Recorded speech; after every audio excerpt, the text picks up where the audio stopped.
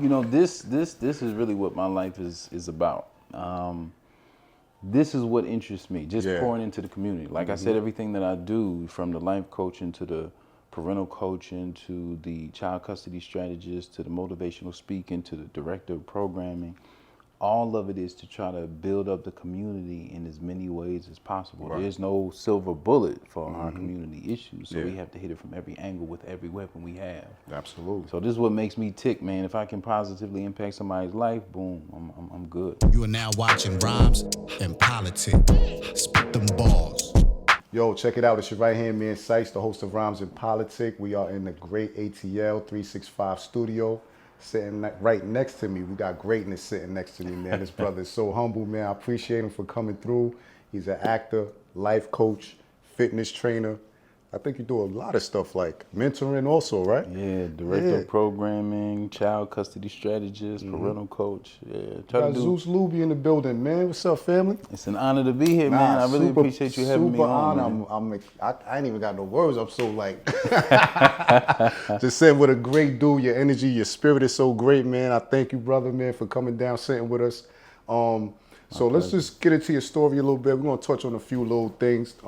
As far as like your acting career also, some things that you also do for the community is like mentoring. You also heavy in health, fitness. Look at the brother, he's up. I gotta get back on, I gotta hit the gym a little harder. Like touch the weights every now and again, stay in shape, you know what I mean? Yeah, so you originally from Philadelphia. Yeah.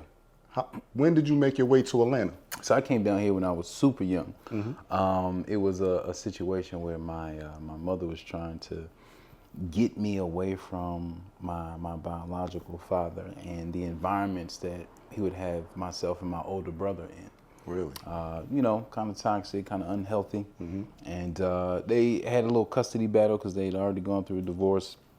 But the judge wouldn't really budge. My mother was trying to get his parental rights stricken. And the judge was like, listen, he divorced you, not the kids. So when he wouldn't budge, you know, she was with my stepfather at the time. We came down here for a better life. Okay. You know, but we kind of went from one iteration of poverty to another iteration of poverty. Wow. You know, so. What age was you when you came down? Probably, I think I first came down here, I don't know, 2, 3, super young. And, you know, we used to go back and forth.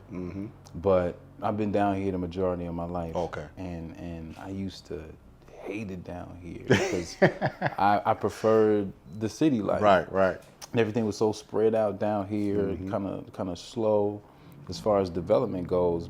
But that was when I was younger and I couldn't really comprehend the safety. I couldn't appreciate the safety of it, the economy of it.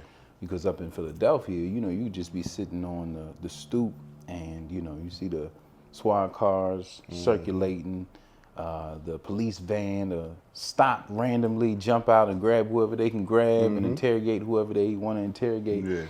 And, you know, all that stuff was, you know, it'd get your heart racing, but it was like the norm. So I enjoyed that kind of stuff when I was younger. You get what I mean? Right. But like I said, when I got older and I developed, I appreciated the safety. And when you speak about Southern hospitality, like you can make eye contact with somebody here and develop a friendship. Absolutely. Instantly. Yeah. You can't do that upstate.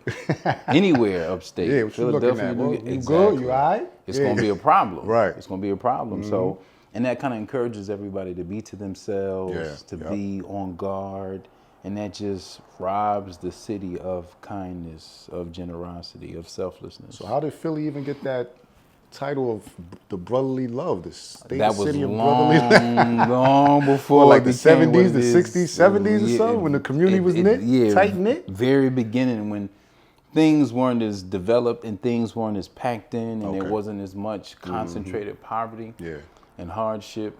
You know, it was. I'm sure it was like that back then. Yeah. You know, but you know, things change. Poverty changes things. Desperation changes things and people. What part of Philly? West Philadelphia. Oh shit. Yeah, 53rd, Girard, that area. Is it close to Will Smith area? Yeah. So coming up, Anytime people ask me where I'm from and I say West Philadelphia, they break out into the song. No doubt. And So that was that's- just in my mind. So right. I need to go. But now when people do it, right, that tells me their age. So anytime somebody breaks out into the song, I'm like, all right, you an old person. Right. Because the young people, when I say I'm from West Philadelphia, they say, oh, okay. Right. Nothing. Right. There's no reference. Yep. But if you like 30-something and up, yeah, you're going to break out into the song. That's It's like you don't have a choice. Yeah, definitely. Yeah. So in Philly, you got caught into a little situation that kind of messed you up a little bit. That was actually here. Really? Yeah. Oh, yeah. I thought it was in Philadelphia. Nah, that was Okay. here in It was a mix-up where somebody messed up their paperwork and you got caught with a felony. So I had gotten into some trouble in school. You know what I mean? I was attempting to be an entrepreneur, right? So I've always been community focused. So I never wanted to harm people that look like me. Right. I didn't want to rob my people, steal from my people, things like that. So in my school was wild. My high school was kind of like lean on me. Wow. Fights all the time, people selling drugs, coming to school with guns, things like that. And my family was struggling, so I wanted to contribute. So I started a little business. Okay. You know, so I'm selling things to my peers in school. And one day, some guys tried to rob me. And they were unsuccessful, but when they attempted to rob me, there started some friction between my people, my supporters, my family, and them and their people. Wow. And that, you know, we were on the verge of war. And it was to the point where they was trying to catch me on the bus home. So I couldn't ride the bus. I couldn't walk home. Because Yeah. it was like 15, 20 trying to catch me at one time. Right. And so I was catching a ride from an older buddy of mine that lived in my neighborhood every day after school, just to get home in one piece, because the school couldn't do nothing, my family couldn't do nothing. And one day, I ended up getting into it with my my teacher. We exchanged some words. They thought that I was disrupting the class. It was a misunderstanding, but we traded words. So they tried to keep me after school. And when the bell rung, they were like blocking the exit. I was like, listen, Wow. you can suspend me, give me detention, but you can't hold me captive. Right. So I need you to move. And so, I don't know, they were in some kind of wild headspace. I was in a state of desperation because my ride was about to leave, and I just kind of snapped, and I ended up assaulting the teacher. You know what I mean? Really? Like I grabbed the teacher, almost broke the teacher's hand, slammed the teacher into the wall, Wow. slammed the door on the teacher, and I left. So from there, I ended up getting expelled from school, facing assault charges, all kinds of stuff. And that kind of derailed my educational process. I had to go to alternative school. I had to face those charges. Right. Now, thankfully, I ended up beating the charges. That was actually my first acting role. Because in order to beat those charges, I had to change my whole persona. I had to talk different. I changed my posture. I changed my dress code. I went in there and acted like a bookworm, like really docile. How did you develop that? It was just out of necessity. Like I was like, all right, you know, I we all know that society looks at certain people, in a certain way. So if you present yourself as docile, and I left high school benching 320. Wow. So I was still a big dude in school. So I couldn't go into court looking like this. Yeah. I'm intimidating. I'm gonna look like I assaulted a teacher. Yeah. So I was like, all right, I gotta change this whole persona. So I wore this big flannel shirt that hid my size. I changed my posture to take a couple inches off my height. Okay. Changed my voice to take the bass out of my voice. Right. Yeah. I wouldn't make eye contact with anybody, and I added a couple, quirks and idiosyncrasies.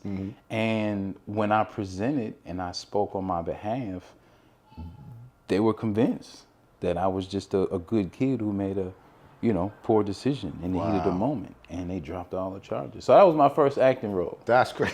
I should have got an Oscar for that. I beat all them charges off of that performance. Yeah. So did you have a lawyer, or did you do it by yourself? No, I did it by myself. That's crazy. Yeah, but I did. I was really connected to my classmates. I had some popularity, so I told a friend of mine leading up to the case. I said, "Listen, get statements from everybody in the class saying I didn't touch the teacher." You know what I mean? And so I came with like 30-something statements on top of the performance.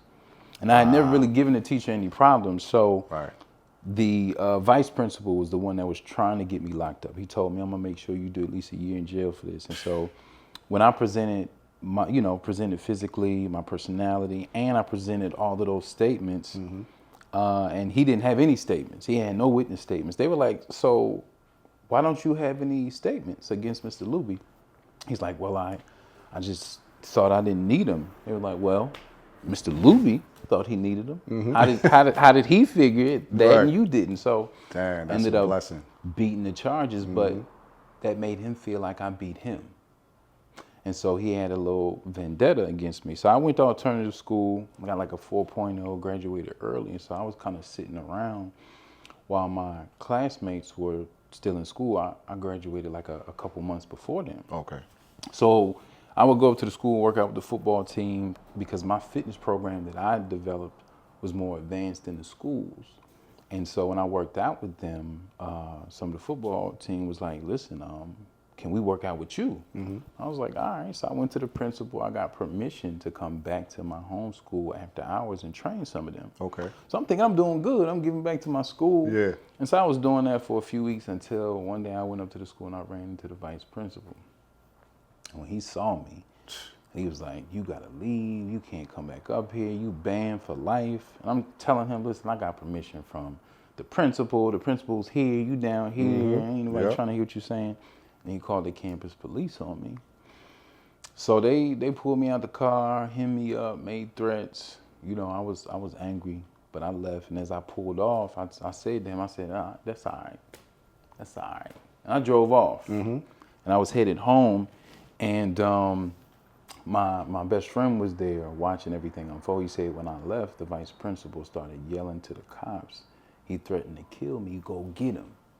So I'm not knowing this. I'm driving. I'm mad. I'm driving past the school. And then I see the police car swerve out the parking lot, lights flashing, sirens blaring. And I was like, dang, I wonder who they chasing. And then they pulled up behind me and pulled me over in a neighborhood right across the street from the school. This is the school. This is the neighborhood. And pulled me out the car. It was a white cop, black cop. The black cop was the lead cop. He was friends with the vice principal. Pulled me out the car. White cop threw me on the hood. Dang. Put my hands behind my back. The black cop was circling my car, talking crazy. And it was hot, so the windows were down. He was looking for something, probably weed paraphernalia. But what he found was a 13-inch blade with the handle wrapped up like a shank. And I had that for two reasons. I had another business. It was a mobile mechanics business that I started with a buddy of mine. So I was using that as like a pry tool, but also just in case there was some drama from that robbery situation. I'd had something to get people off me.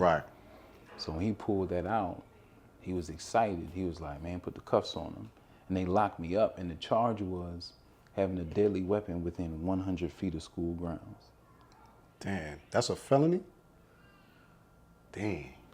So, which means that if I had known that, if I had driven just a little further, you'd have been out of that I'd have range. been out of that range. If I had driven a little deeper into the neighborhood, I'd have been out of that range. That's and they would have had to crazy. just let me go. Right. But, and this, like I said, the lead cop was How would black people dude. even know that though? You shouldn't have to. You shouldn't have to know that. There shouldn't be a necessity for me to know that. Yeah, right. And he shouldn't have been in a position where he was trying to ruin a young black man because his buddy Absolutely. had a problem with a kid because the vice principal was a black man and this cop was a black man. That's He was crazy. super excited to see me go to jail. He was like, put the cuffs on him. And so that was my first time going to jail. And I was a good kid. Right. And so the cops was putting the cuffs on me, and I'm like, I'm seeing my world crumble. Because he said, just like the vice principal, I'm going to make sure you do at least a year in jail for this. And I'm like, I'm going to jail for a year? Because I don't know how the law works.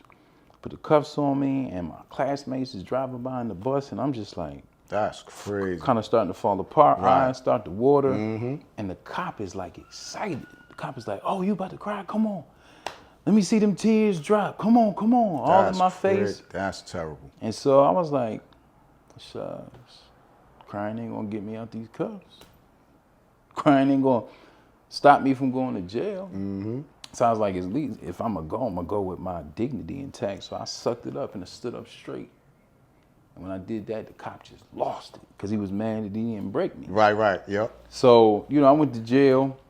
And that's what started the process. I went to jail, I got bonded out, and then a year later, I'm 18 now. That happened when I was 17. I'm 18 now. Got a good job. I'm building MARTA trains, which is the local transit line. I'm making, Like the tracks, laying down the tracks? No, I was Or actually the whole building system, the trains. the infrastructure? Yeah. Oh, shit. So you got the body that you sit in, and then under it you got the wheels, and that's where all The trucks, the actuators, the brakes, all of that, the wiring. Oh, you was doing the whole train like that? Yeah, so I was that's not like an engineer? mechanic or electrician. I was both. Okay, I got you. Know what I mean? Did you have to go to school for that, or you just kind of on the job training? That's what's up. Yeah, now you can, but there is on the job training if you're fast enough. Because they really didn't want to hire me because they didn't hire teenagers. Okay. It was a contract company out of Italy that had a contract with MARTA, and they were like, nah, we don't hire teenagers and because they don't have anything to lose, poor work ethic. And I told them, I was like, listen, give me a shot. And you give me a shot and I'll be your top producer in 6 months. I didn't know what I was talking about. I was selling myself. Right. And they were like, all right, 6 months. If you're not the top producer in 6 months, we're going to fire you. I said, all right.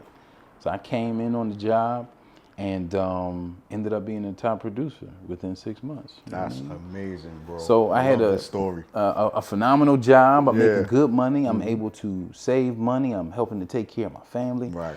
And so a year later, when I get the letter in the mail, my court date time location, I'm like, boom, I got the money to go get an attorney, go get a black attorney, and give him the letter, boom. So we planning. Then a week after that, I get another letter. And in the corner, it said, disregard previous notice. It changed the court date, time, location, the whole nine. I was like, whatever, I sent it to my attorney. So we go to court, and when I go to court, I'm facing a misdemeanor. I pay a fine, I gotta do community service, and I'm like, man, finally I can put this behind me. Right. So a week after that, I come home from work, long day, because I was working anywhere from 12 to like 17 hours, trying to get to the money. So I come home, I'm dirty, I'm sweaty, but I'm in a good headspace because I'm making good money. Exactly. My life is back on track. Yep. I got that issue behind me. And when we were in court, my attorney, in Georgia, they have something called first offenders, which whatever charge you have, you can use your first offenders to wipe it off your record. Right. So my attorney was like, do you want to use it? I was like, yeah, use it. He was like, you sure you don't want to save it just in case you get in trouble again? I was like, hey, don't disrespect me like that. I ain't getting in trouble no more. Damn right. Use it. So we used it. So I'm thinking I'm good. Well, I come home from work and tired, dirty, sweaty. I shut the door and boom, I hear the doorbell ringing. So I open up the doorbell. It's a police officer. He was like, yeah, we got a warrant for your arrest. I was like, you ain't got no warrant for my arrest. I just went to court last week. I was like, listen, come inside, call your superiors, let's get this straightened out. You know what I mean? He called his superior, he was like, sorry, man, gotta take you back in. I was like, what? All right, so I go back to jail. So I'm sitting in jail, I'm talking to my attorney. I was like, wait, did you even read the paper that they brought to you? They didn't, well, the paper, they just had my picture and the charges. So they were saying that I failed to appear. I skipped court. But your name was on that paper, though. Yeah, name and picture. I was like, I just went to court. Right. That's why I told them, call your superiors. Clearly, there's been some mistake. But they took me back to jail, so I'm in jail. I'm calling my attorney. I'm like, why am I sitting in jail, man? He was like, oh, they made a mistake. I was like, wait. People can go to jail on accident? This is real, y'all. Like, what are you talking about? How is it? That doesn't make sense to me. I can go to jail on accident. That is crazy. I was like, what if I didn't have the money to bond out? Forget it. What if I was in another state and didn't have any family? I would just have to sit in jail? Lost in the system. I was like, all right. I was like, so what do I need to do? He was like, nothing. I was like, what you mean nothing? I was like, listen, man, I'm 18 years old. I don't know the law. Right. That's why I'm paying you. Are you sure everything is fine? He was like, yeah, don't worry about it. I was like, all right, man. So I bonded out and I go back to living life. So I'm thinking everything is cool. I work on the job for a couple more years. And things ran their course at that job. They stopped me at a certain level and didn't want to pay me anymore. I was like, all right, it's whatever. Okay. But all this experience, I'm young, I'm fit, I'm a workhorse. I'm gonna go somewhere else and get more money. So I go, put my resume out, interview goes great. They love me. I'm just waiting on the call. But my phone don't ring. I'm like, all right, whatever.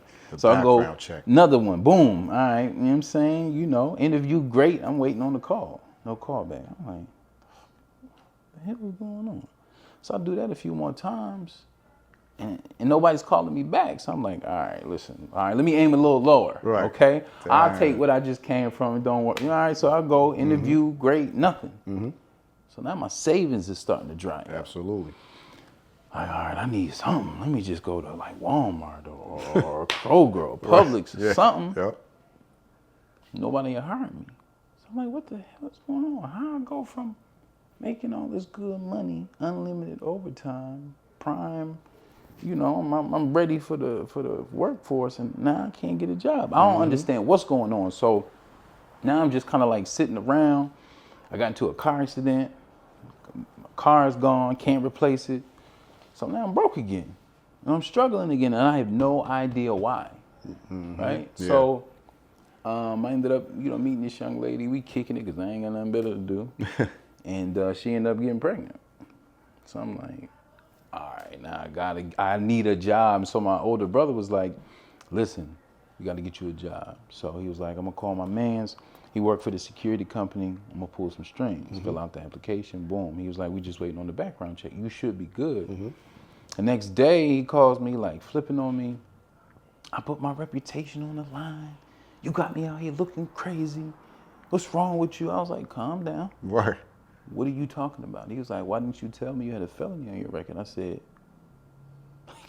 you got no felony on my record. My record is clear. What are you talking about? He said, go pull your record. I go pull my record, felony conviction. I was like, what? What? Damn. What? So all this time you out searching for jobs, is your attorney contacting you and like keeping you updated? No. I'm destroying my professional reputation because it's asking me, do you have, you know, a felony? Have you ever been convicted? And I'm like, oh, no, of course not. So when they see that, after my interview, they run my background and it's coming up convicted felon. They're like, oh, he just gonna lie? You just gonna lie to our faces? Right. Like we stupid or something. So I'm making myself look terrible and not realizing it. So I got to the bottom of what happened.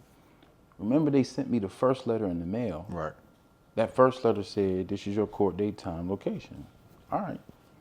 Well, when I didn't show up, they put a bench warrant out for my arrest.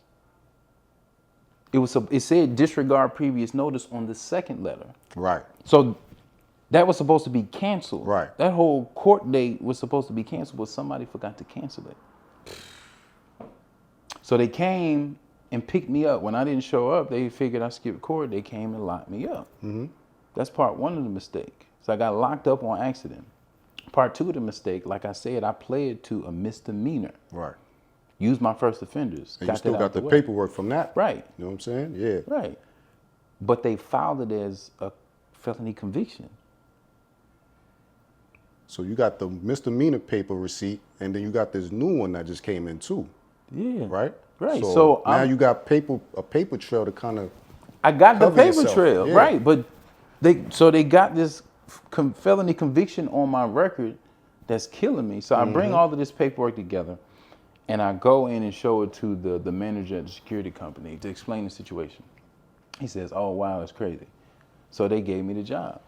All right, so I'm like, all right, I'm gonna handle this later. So I get this job. I'm working on this job because I got a child on the way now. In the meantime, I go back to the attorney. I'm like, yo, you said everything was good. It wasn't. I got a felony conviction on my record from this. He was like, oh wow, that's crazy. They Yeah, still so- they taking your money, and you already Right. used the free get out of jail card. Can't use that again. Damn. Feel me? So he's like, yeah, my bad. Wow, that's crazy. I was like, I need you to help me. He was like, okay. How much money you got? I was like, I just told you I'm broke because of this situation. I don't have no money. He was like, oh, I can't do nothing for you. That's terrible. All right. Okay. So I found the judge and the district attorney that were on the first court date. Okay. That issued the warrant for my arrest. So I wrote letters to them saying, listen, I'm a young black man, you know what I'm saying? I got a child on the way, hard worker, here's all my documentation, there was a mistake made, can you help me? No response. All right, so I take all that stuff in and I go see them in person. I run into the district attorney. It's like, hey, how you doing? Listen, oh, I'm so glad I ran into you. So listen, here's the situation, boom, boom, boom, boom. She was like, I can't help you. I was like, yes, you can. Right? You signed off on this. It's kind of ruined my life just a little bit. I need your help. He was like, I can't help you. I was like, yes, you can help me. I need you to help me. She tell me, if you don't leave, I'm gonna have you arrested again. So ran me up out of there. Terrible. So I'm like, all right, what else can I do? So my family, my father actually, we scraped some money together and to get another attorney to try to handle the case. So somebody that he knew. We went to the dude's place, talked to him, gave him the paperwork. He looked at it. He was like, listen, I'm going to be honest with you. I'm not even sure if I can get satisfaction. I could take your money, but I don't think I'm going to be able to help you. Right. He was like, you can take your money to somebody else, but they're probably going to do the same thing. I'm sorry. Would you? So, okay, all right. One last try. I write letters to my local politicians. I research my politicians. I look them up. I send them letters. Nothing. All right, so what am I supposed to do? The system made a mistake, turned me into a criminal. Right. Nobody wants to fix it. Nobody wants to help. So I'm stuck. So I'm figuring I'm going to be a convicted felon for the rest of my life, and I just got to deal with it. So I got a kid on the way. I'm a convicted felon. I got this raggedy job, so I'm working the job. Unfortunately, a couple cars got stolen on the job. Well, they were like, well, shucks. The felon did it. The convicted felon that we gave a chance, he did us dirty. Wow. So they called me into the office, showed me the videotape of me being present when the things happened. Even though other people were there, it didn't matter. My manager was there, and one of them, he was so shook. He was like, I think Zeus had something to do with it, because I didn't. So they brought a federal agent in, because it was like a crime ring, a car theft ring going across state lines. Yeah. Took me in a room, hooked me up to a polygraph machine, interrogated me for hours. Dude leave the room, come back in, he was like, listen, you failed your polygraph test. So we know you're lying, you had something to do with it, your manager said you had something to do with it. Listen, just be honest with us. Tell us what you know. Yeah. And this will be easy. And I was like, listen, man, I don't know how to read results from a polygraph, but I know you lying. Right. I told you everything I know. Can I go? And he just flipped out. You dirty motherfucking stupid motherfucker. He was like, you know how many innocent people are sitting in prison? He was like, it's a lot of people just like you sitting in jail. Right. Said they ain't had nothing to do with it. He was like, so this is what we're going to do. He was like, we're going to send out a sweep to round up all the people who we think is involved in this situation. And I'm going to make sure they round you up too. It might be next week, it might be next month, it might be next year, but it's going to happen. So don't get comfortable. Get the fuck out of here. So I'm a convicted felon, got a baby on the way, I'm fired, I'm jobless, I'm broke. Damn. And I'm facing multiple counts for Grand Theft Auto. All from a mistake. Right. Huh? Wow. And so that's how I went through my 20s. Damn. Just kind of struggling. So how long was that process for you to even get that fixed get it taken off your record? It took almost 7 years. Damn. To get that off my record. And that was... Because you got to get exonerated or something like that? Yeah, you have to get the right attorney that knows how to maneuver and handle cases like that. Yeah. Somebody that actually cares. Yeah. Because you can get somebody that's capable, but they just want your money, so they're not going to do it right. You follow me? And so it happened when, I was, at the time, I was just working club security because my job opportunities were limited. Right. I couldn't get a decent job as a convicted felon, especially not with the nature of the crime, because it said deadly weapon within 100 feet of school grounds. So the first thought is a gun. So they thinking I'm a school shooter. So nobody wants to touch me because they think I'm a lunatic. Right. And so I was dating this older woman, and we got close. I finally opened up to her about what I was dealing with, because she was like, "You working as club security, but this doesn't seem like where you're supposed to be." Exactly.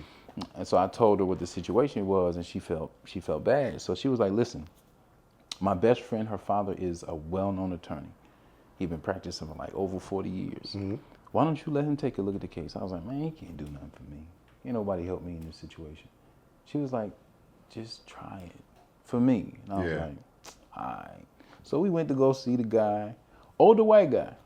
And I brought in my paperwork. I gave it to him. I'm like, oh, whatever. He looked at it. And stuff. He was like, yeah, I can help you. I was like, whatever, Come on, man. I was like, man, whatever, man. Whatever you say, man. I hear We you. go on the other side of the You feel me? neighborhood and get that love. But I'm so skeptical. I'm like, yeah, whatever, man. Right, yeah, yep. So at the time, he had this newly practicing guy, black attorney. So he gave it to him. He was like, listen, this is what I need you to do, A, B, C, D, E, whatever. Gave it to him. And they got it cleared. That's a blessing, yo. I can't even describe what I felt. It was so mind-blowing that they actually got that off my record.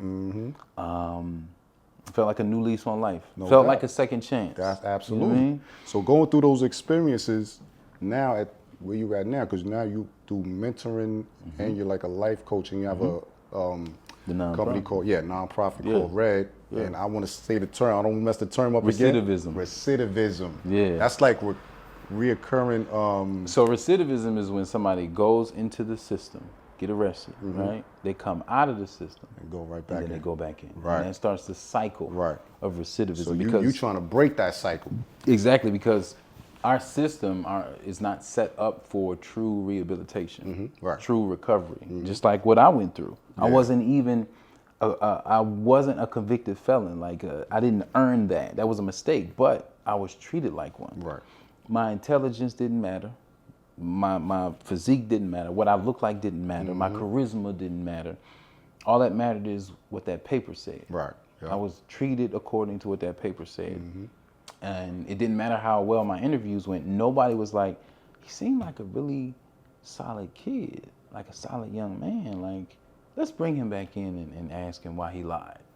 That's all it would have took. Right. But I didn't get that grace. No, from nobody, from no organization, right? Yeah. It was only that security job, but as soon as something went left, they were like, he did it, right? So breaking that cycle of recidivism, it's rooted in second chances. Yes. It's rooted in humanity. Yep. And the program that I've been running for the past 9 years, Red Inc., which stands for Rehabilitation Enables Dreams.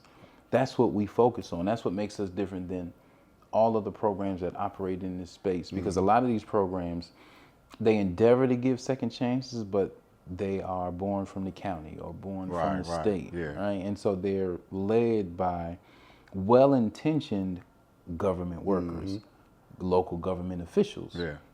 And so they're not seeing it from the angle of personal experience. Exactly. Right? Yeah. Not relatability. This program was designed and curated and molded and sculpted based on personal experience. That's dope. Yeah. And how I would have wanted to be treated, handled, spoken to. Right? We don't have our participants on the side of the road picking up trash and neon vests. That's degrading. Right? We're not using our participants. Right. We're not using them to do yard work. Got them cutting lawns on the side of the road or in front of government buildings. That's disrespectful. That's not how you change people's hearts and minds. You saying, well, you could be in jail, so you better be happy that you cutting this grass and shut up.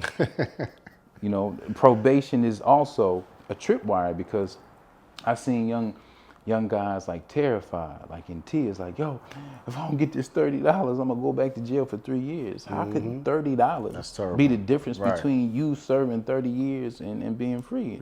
That's crazy, right? So in our program, at the very front end, like we deal directly with the district attorney's office of whatever county we operate in. We start off with case files, and we deal with ages 17 to 28. I was going to ask that.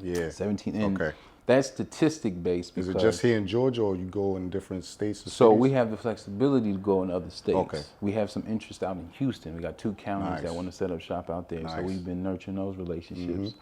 But we want to spread this restorative justice program across the country. That'd be dope. Yeah. So as many people can take advantage of it as possible. We also have some interest up in Philly. Okay, good. Near and dear to me. That'd you know be what I mean? dope. Like that's Yeah. what I'm looking forward That'd be to. dope. We can set up programming in Philadelphia because they need it. Right. Oh, hell yeah. They need it Yeah, badly. You know what I yeah, mean? Yep. So And bring it over to New York too. Shit. everywhere, like everybody needs this opportunity because of the human component. Right. So when we go through the case files, you know, what I do is I look through all the charges. You know, I try to get a feel for their psychology. And me being a father, a single full custody dad, having already been in the system, being a life coach, being a longtime mentor, I'm seeing it from a multitude of angles. Right. I'm seeing all the dimensions. So I'll look at the police report, try to see how the crime unfolded. And when you look at those details, you can many times get a feel for the personality and the character of the person, the young person, Yep. just looking at how the crime unfolded. Exactly. What happened, Yeah. how they were handled, how they were spoken to, how they spoke to the police officer, the whole nine. And from there, we make our selection of who comes into the program. They get sent out acceptance letters when they come in. Okay.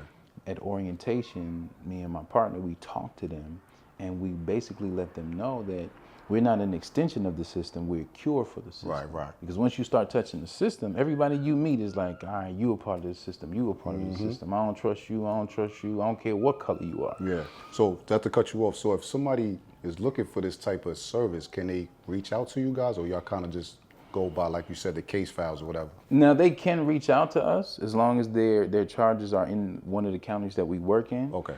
Or they can reach out to the district attorney's office and, you know, talk to them about their charges to see if that person qualifies. Right. You know what I mean? Because once our program, because we have different cohorts, once our cohort launches, then you'll have to jump into the next cohort. So if you qualify, the district attorney's office can put you in queue and have you ready for the next year. Oh, okay. So you can come into the program. Right. Or somebody, your loved one, your son, your cousin, your husband, whatever. Yeah. And so Is it just male? Do y'all deal with no, females male also? and female. Okay, good. Yeah, That's what's up. we helping everybody. Of Good, course, good. more men are going Yeah, into it, yeah. and majority black men, unfortunately. Absolutely. You know what I mean? Black and brown. Exactly, Yeah. black and brown. Predominantly black. The second is Hispanic males. Right. You know, and then it kind of goes from there. Okay. So once we orient them, we tell them this program was developed, created, and designed by individuals like you to create that relatability, to help them understand this is not from the state, this is Yeah. not government issue. And then from there, I spend one-on-one time with each participant. And that really builds a foundational bond of trust because I share relatable parts of my story with their story. Absolutely, right. You know what I mean? We speak honestly. Something I they let can them know. relate to, attach themselves to, yeah. Exactly, yeah. You know what I mean? And so I get a feel for their personality, character, home life, what led them to be in the program. Find out if they have a learning disability, some type of addiction, find out if they have any trauma, Yeah. you know, like everything, housing insecurity, you know, job insecurity. And that helps me understand exactly what kind of help they need so that during the program, we can focus on those areas of need. Program is 12 months. Okay. Also interview all the potential mentors. And then once I get a feel for their personality and character, and very particular about them because they have to have the right emotional level, emotional intelligence. Right. You can't come in trying to be anybody's pastor, preacher, Right. warden, mom, dad, none of that. Yep. Drill sergeant, none of that. You're here to support, right? Not to destroy, you know, and not to rule over anybody. So I get a feel for why they want to be involved. And once I have those two profiles, I pair up the mentors with the mentees to try to create a relatable, synergistic relationship. Okay. Then we start the journey. And so then they dive into our educational curriculum, which is web-based and mobile app-based. So we give them laptops so they can use it on their laptop or they can use it on their phone. We have emotional intelligence, entrepreneurship skills, financial literacy, career readiness skills, That's what's health up, and man. wellness. We teach Damn, them their that's voting awesome. rights. We teach them their civil rights. Teach them how to recognize if they're dealing with addiction or people around them are dealing with addiction. Teach them about record restriction. So it's very robust, multidimensional, Yeah. no empty calories. What's your turnover rate? So this our program? success rate, Do you see your statistics and all that stuff? Yeah, your yeah. your So- analytics? exactly. So it's data driven. So the power in our program is, so we chose the range of 17 to 28 because that's the highest rate of recidivism. That's around 65% Okay. of the people in that age range are going back to jail. Right.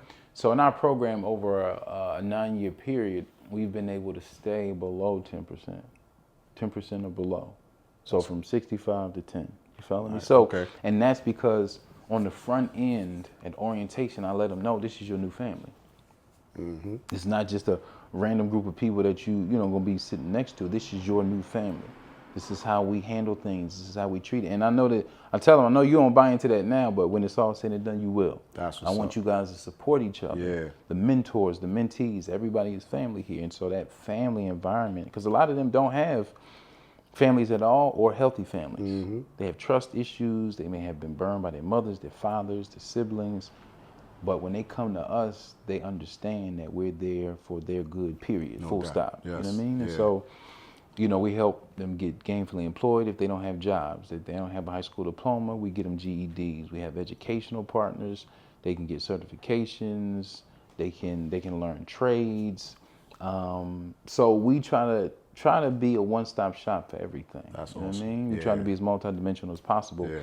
And we have group outings every month. All the mentors, all the mentees will either do something fun, something educational, or something humanitarian, philanthropically based. Right. Teach them how to build a community rather than tear it down. Go to something like the Civil Rights Museum, or go to an escape room, or a yeah, football game, dope. or something. Yeah. You know what I mean? Yep. For bonding and education. Yep.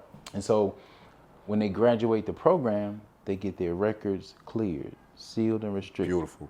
Follow me? what's So up. we pour into them, we teach them life skills, change their hearts and their minds, and then we clear a path for them to just take off. Do some of the youth or the young males, do they come back to you guys and like give y'all some love, See, that love back? That This is like the most impactful part of what we do because we create that family environment. They come back. They want to stay attached. That's And what's up. anytime I talk to somebody who works for another similar program, I ask.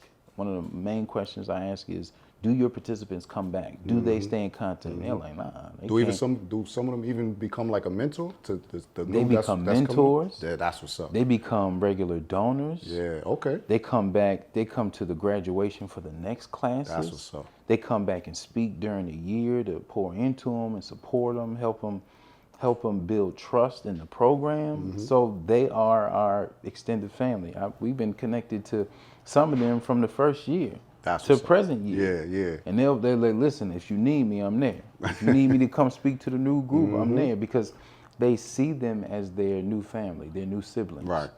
They come as perfect strangers, leave as brothers and sisters. And that's really what does it for me. Yeah, damn, no Like doubt. seeing Yeah. that family build and going to each other's housewarming parties and baby showers and weddings and all of that kind of stuff, man. It ain't nothing That's like awesome, it, man. Zeus, man. So, I'm proud of you, bro. That just sounds so appreciate good, that, man. man. Just sitting here listening to you talk, man. I could just listen to you talk all day.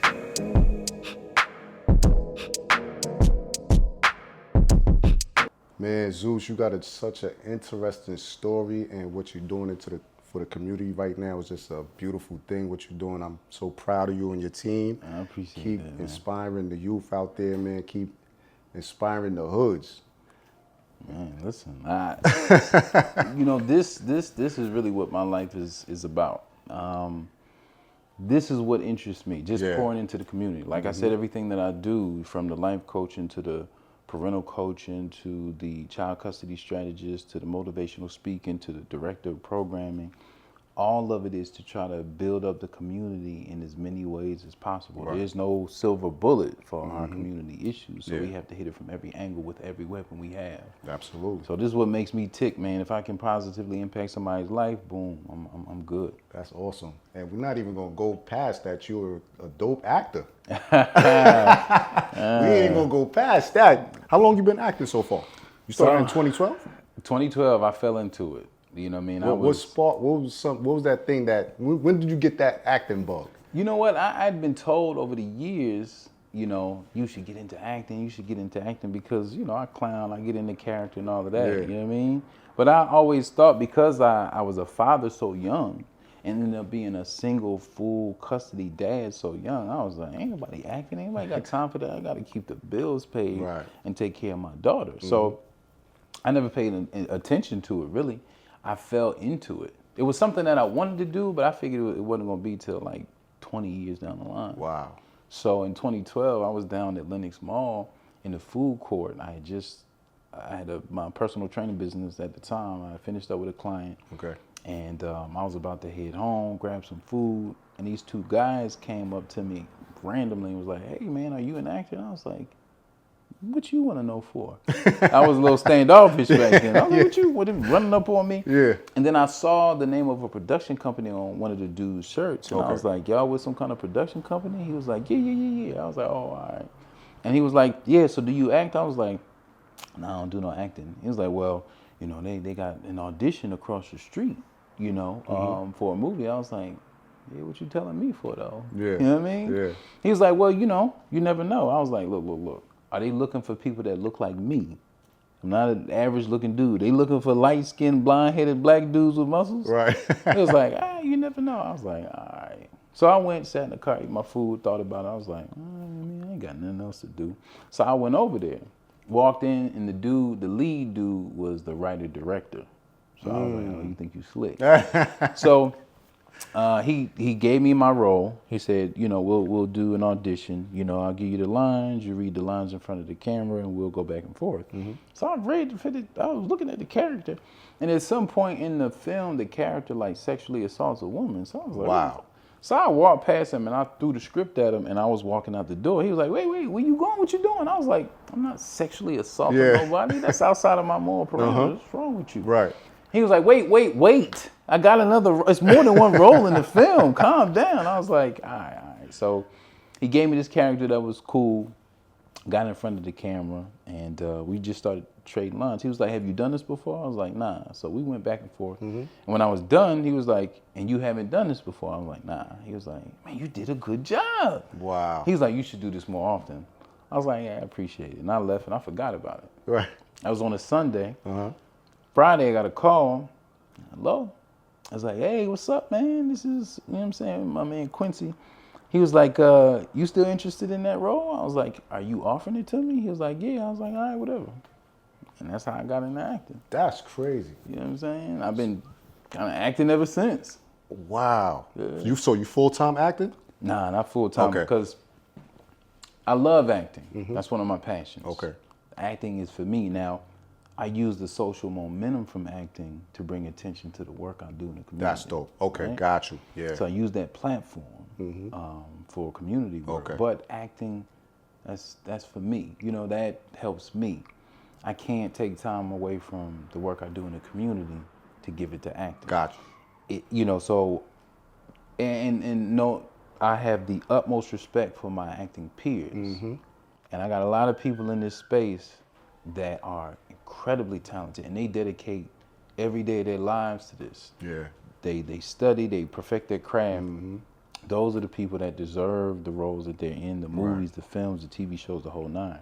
I act when I can. Got you. Okay. When my community work allows me to do. So I have to be able to balance both. Mm-hmm. Now, when I get this organization to a point of stability where I'm overseeing the operations and I have more flexibility. Okay. Because I want this to outlive me. No doubt. Right. Long after I'm gone, I want this to still be helping people.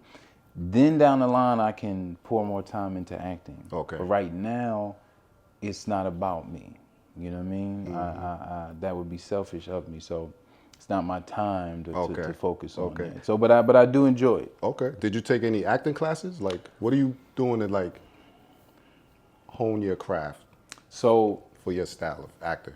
For me, like all the things that I've done, kind of like I told you with the, building martyr trains, like I just dove into it and I learned on the job. Oh, okay. You know, Okay. and that's how I've done everything. Like even when I became director of programming, I had never developed a mentorship program before. I had been a mentor, but being a mentor and developing a mentor program, mentor training syllabus, I had never done anything like that. But I'm like, listen, this door was open, so I'm sure I have the ability because the door is open. Yeah. So I stepped in it and developed the program. So it's the same thing with acting. Like I told you, my first role was when I had to beat those charges. Right.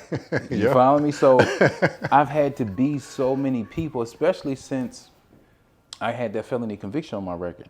I had to take whatever job, you know, in order to stay out the streets, to keep it legal. Right. I had to take whatever job came my way. Okay. Even if I didn't know how to do it. If somebody mentioned, hey, I need somebody to do, I can do it. Yeah.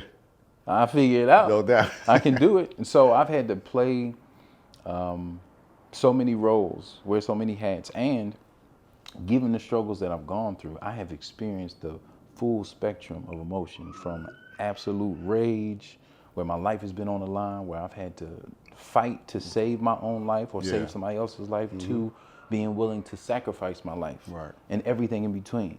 It's all sadness, sorrow, exuberance, exhilaration, happiness, you know, all of that, heartbreak, the whole nine. So when you act, it's a matter of being able to bring forth the right emotion at the right time. Yeah, because I was going to ask, and you touched on it already. Because I was going to say, like if when you get a character, is there like places you go to tap into, pull that, bring that character out, and you did exactly already, because you broke that down. Everybody hasn't experienced every emotion. Yeah. Right. There's some people that have not been near the edge of their sanity. Like when I had to fight for custody for my daughter. Yeah. That nearly broke me. That nearly killed me. That took me to the edge of my sanity. So that's a situation you can pull from and add it to a character. Yeah. That absolute despair, hopelessness, rage, anger, you know, that kind of stuff. A lot of people haven't experienced that on a deep level. Right. But just like my baby being born, like all I could say when she was born is that she was perfect. You know, I never felt anything like that. Right. You know what I mean? Yep. So, like I said, being that I experienced the full spectrum, there's a difference between tapping into an emotion that you've already experienced and manufacturing that emotion because you've never experienced it. Okay. There's a huge difference. If you've already felt it, right? You already know how your body reacts when those emotions are flowing through you. Right. The eye contact, the idiosyncrasies. You know how you feel. When you're manufacturing those emotions, you are studying to try to mimic those things. Right, right. They're not the same. Okay. Now they can look very similar, but because I've experienced all those emotions, no matter what role I get, what I'm asked to play, I've already been there.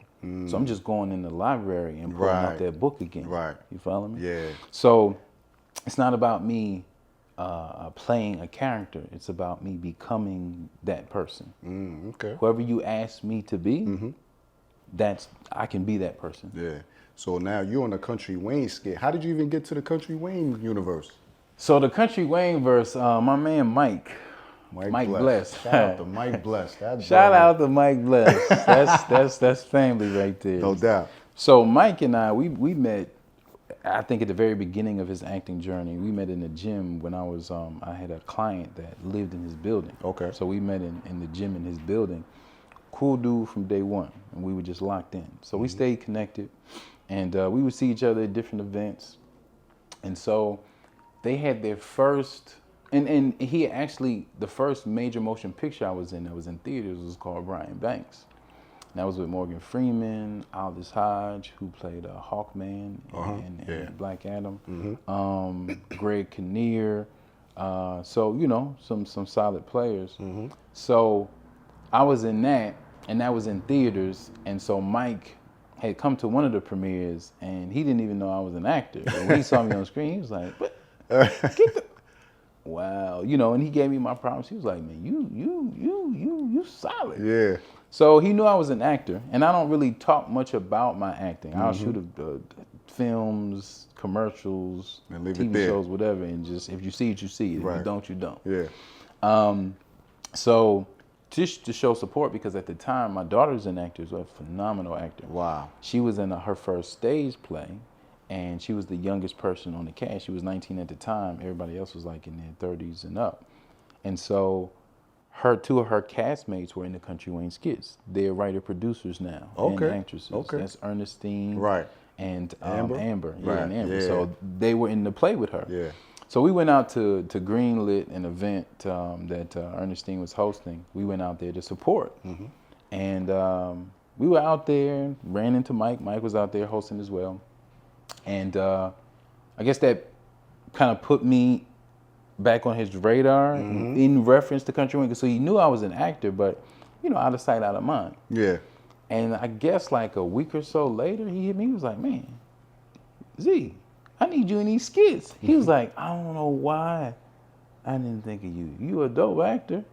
He was like, "I need you in these skits." Yeah. And boom, he just pulled me in. And we rocked like 23 episodes last year. Wow. And so I came in straight-laced businessman. Yeah. Real you proper. selling a tech company or something, tech right? company. Yeah, with your partner, the Asian partner. Yeah, exactly, Yep. right. And so, everybody was liking the character, but it was kind of getting a little stale. So we needed to do something a little, Spice it up. A little spicy. And so Yeah. there was a suggestion to add a little crazy to it. Yes. So Mike was like, "All right, let's see how the audience takes that." So I went in and did it, and he was like, "That's it. We gonna roll with that." He loved it. He loved it because he didn't know if I could play crazy. Pull it off. He didn't know that I could be funny. Yeah. And so when I started doing all that crazy stuff, he loved it. Nah, you killed that, bro. I appreciate I was like, that, oh man. shit. Listen, we had a ball, boy. We had a ball, man. How much of it is any of it written or is it improv? So everybody's a little different. Mike is more, I don't know if he's still like this, but at the time he was improv. He'll tell you the overview of the scene. He'll be like, "All right, this is how I want the scene to flow." He might say something about this, say something about that. Go. And he didn't tell me that my first episode. Yeah. My first skit. I'm on the scene. I'm with everybody else. They all been on there. They know what to expect. And I'm standing there. I was like, "Yo, Mike." I was like, "Where my script at? I ain't got no script." He was like, "Oh, you don't need no script." I was like, "Wait, hold on. Wait. He was like, yeah, it's improv. You'll be all right." I was like, "Oh." And this is your first time doing improv, Yeah, acting. yeah. That's I'm like, I ain't crazy. even prepared. Yeah. Wait, hold on. Okay. And so he's like, "All right, action." And so everybody doing their thing, and I'm like, Trying to fit in, trying to jump in. They doing their thing. I'm Yeah. like, it's about to be my turn. All right, okay. And then I just fired, and boom, we got done, and everybody was like, "Man, you killed it." And that was it. Damn. That So- was quick. How many skits do y'all shoot in a day? Boy, it's different for everybody. Okay. Mike might shoot, Jesus, I don't know. He might shoot 10, 15 skits a day. Wow. That's a whole He day thing. has a high work rate. He would have the entire, because his cast is the largest. Okay. So Country Wayne has a smaller cast. Everybody has a pretty small crew. I don't know how big Mike's crew is now, but So you part of Mike's crew? I was his part of cast. Mike's crew last year. Okay. So my second story arc, which recently started, Because you D. came back because you was gone Right, for a while. D right. ran you off. D ran me off. Now you but back. D brought me back. Okay, 'Cause right. So once D became a writer producer, he brought me back. So now you on his. Now I'm under his his cast. cast. Now Okay. his is a little bit different. So he'll give you lines. You know what I'm saying? So he writes, and then you can fill in the blanks. You can punch in. You can make it your own. Okay. But there's a difference. Again, I don't know what Mike is doing now, but back then he was super heavy on the improv because, that can be more organic. Right, right. Depending upon who you're dealing with, you Yeah. give them the freedom to create as they go. Other people need more structure. They Right. perform better that way. So, D, we got to shoot tomorrow. And Okay. so he had sent me basically like a script, you know what I mean? Yeah. For me to, and this the first time he sent me a script. Most times we'll create it in the moment. Okay. So you got to be Quick, right? quick. Yeah. You know what I'm saying? You can't need like hours and hours and Yeah. hours to study it. Nah, you got to. How do you memorize these lines though so fast on the fly like that? I've always had a good memory. Like I can remember some raps that I wrote from high school and just spit them off the top of my Wow. head. You know what I mean? But what I tell people is it's probably not as difficult as people think. It's just intimidating because of the packaging. Right? Yeah. So if you think about it, most people, whether it's pop, R&B, rap, you know a song front to back. Every word. All right, you know the song. So you memorize an entire song and the flow of it and the way it went. What's the difference between that and the script? True. Yeah. Nothing, Yeah. right? Yeah, you're right. So It's That just a makes matter sense. of how you remember and removing the intimidation factor from it. You know what I mean? Do y'all do rehearsals, anything like that before y'all go? Damn. Nah, ain't no rehearsal. This Boy, is y'all the dream this team. is a completely different animal than Wow. anything I've ever been Damn. a part of. I think between improv and stage plays are the hardest because stage plays you got to memorize Right. gargantuan amounts of lines. Because you do it like every night. Yeah, right? you got to do that all the way. Shooting And a you don't movie. get a do-over. Yeah, shooting a movie, that's one time and that's it, you're done. Yeah, well, with a movie, you might have 10, 15, 20 takes for one scene. Right. But on a stage play, if you mess up, your co-stars have to catch you. Yeah, and it's then seamless. y'all got to get back on track. Yeah, because it's a seamless flow. Exactly. Yup. And in improv, you just got to be able to go. Now, How many takes do y'all take to do? It depends. They try to get it done in one. Damn. Now, especially like Mike That was is like, perfection, boy. all right, come on now, let's get it together. You don't like to shoot over and over and over. But depending upon, like with D is real meticulous. He likes things to be a very specific way. So he'll be like, all right, let's shoot it again. That was good. But I want to do this a little bit different. I want to do that a little bit different. Okay. You know what I'm saying? So Yeah. he's more meticulous More in that way. hands-on and stuff like So I call him, we call him Spike D. that. Spike D. Yeah. So, and I respect that. I respect that dedication to nuance and detail because that can make a difference in the scene. Yeah. And, he's still learning. Everybody in this space is still learning. These people go to school to get degrees in directing. Yep. And you are going from an actor to a writer, director, and producer. People go to school for all three. Yep. And these are people that are Learning on the diving into it and learning on the fly. Yep. So, the fact that they are able to create content that people actually enjoy is speaking volumes. You know what I mean? Yeah. And the Country Wayne Skits, it's a different animal because it's really the only space where you can get feedback on your performance in real time. Right, You can go with the comments. you can go right to the comment Yep. section and you can see if you're a trash actor, they're gonna tell you. Yeah. If you got a pimple on your forehead, you know what I'm saying? They're gonna tell you. Yeah, If your outfit was that trash, camera right in your face, they're boy. gonna tell you if you ain't brush your teeth and you got cheese on your teeth, they're Yep. gonna tell you, So it's kind of difficult for a lot of people to deal with that. Some people can't even read the comments, which is understandable because they'll brutalize you in the comments. Yeah. Whatever insecurity you got, they gonna find it. and you're gonna have at least 1,000 people hitting it, What can we expect from Zeus in this new comeback? Oh man, listen. Now, without giving out too much, what can we? All I Are we can still say going? We still is- acting crazy, or we? Listen, whatever crazy you saw up till now, it ain't got nothing on the crazy that's coming. Oh shit! So Look, this first, is- you heard it here first on Rhymes and Yeah, Politics. yeah, man. we about to get it popping in them skits. So keep your eyes peeled. Whoa. I can't tell you how it's going to end, but we gonna get crazier. That's a fact. Yo, Zeus, man, I'm so proud of you, brother, man. Keep doing what you're doing. You're doing a appreciate great you, thing out here.